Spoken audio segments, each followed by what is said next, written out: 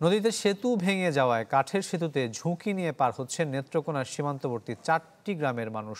আর নরসিংদীর নজরপুরের বালুয়াঘাট বাজার এলাকার মানুষও ভঙ্গুর ব্রিজ দিয়ে চলাচল করছেন। যে কোনো সময় বড় ধরনের দুর্ঘটনার শঙ্কায় রয়েছেন এলাকাবাসী। কাঠের সেতু দিয়ে ঝুঁকি নিয়ে পারাপার হচ্ছেন নেত্রকোনার সীমান্তবর্তী 4 গ্রামের মানুষ।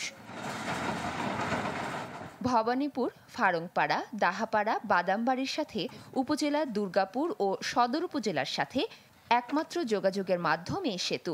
কয়েক বছর আগে নদীগর্ভে বিলীন হয় এখানে ব্রিজ। এরপর বিকল্পভাবে তৈরি করা হয় এই কাঠের সেতু। ব্রিজটা ভাঙার পরে আমরা অসুবিধা কেন যে আসা যাওয়া আমরা গাড়ি চলাচল করতে পারি না, গাড়ি নিতে পারি না।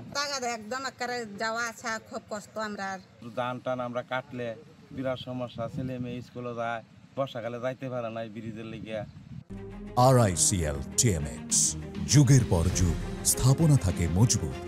স্থানীয় প্রশাসন বলছে, সীমান্তের শেষ এই গ্রামগুলোর উন্নয়নের জন্য ব্রিজ ও রাস্তাঘাট পুনর্নির্মাণ প্রকল্প হাতে নেওয়া হয়েছে। শিগগিরই কাজ শুরু হবে বলে জানান এই প্রশাসনের কর্মকর্তারা। পানি সম্পদ মন্ত্রণালয় থেকেও ঊর্ধ্বতন কর্তৃপক্ষ এই এলাকা ভিজিট করেছেন এবং তারা চিন্তা করছেন যে এটিকে কীভাবে আবার দ্রুতগতিতে এই প্রকল্পের কাজটি শেষ করা যায়।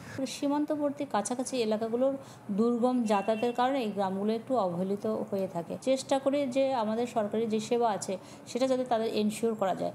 হয়তো রাস্তাটা নির্মাণ হয়ে গেলে পরে আমার মনে হয় যে এই সমস্যাগুলোর সমাধান হবে। এদিকে নরসিংদীর নজরপুরের বালুয়াঘাট বাজারের ব্রিজ যেন মৃত্যুর ফাঁদ। দীর্ঘদিন সংস্কার না হওয়ায় ব্রিজের রেলিং ভেঙে ধসে পড়েছে। ভেঙে গেছে পাটাতন। 4টি ইউনিয়নের লক্ষাধিক মানুষ ভঙ্গুর এই ব্রিজ দিয়ে ঝুঁকি নিয়ে চলাচল করেন। এখানে একটা গাড়ি যাইলে আরেকটা গাড়ি যাইতে পারে না, বা কোন সময় জানি এমন একটা অনুভব লাগে, কোন সময় জানি এটা ভাঙে আমরা নিচে পড়ে যাই। প্রতিদিনই দেখা যায় কোনো না কোনো দুর্ঘটনার ভোগান্তি ভুগতেছে পথচারীরা।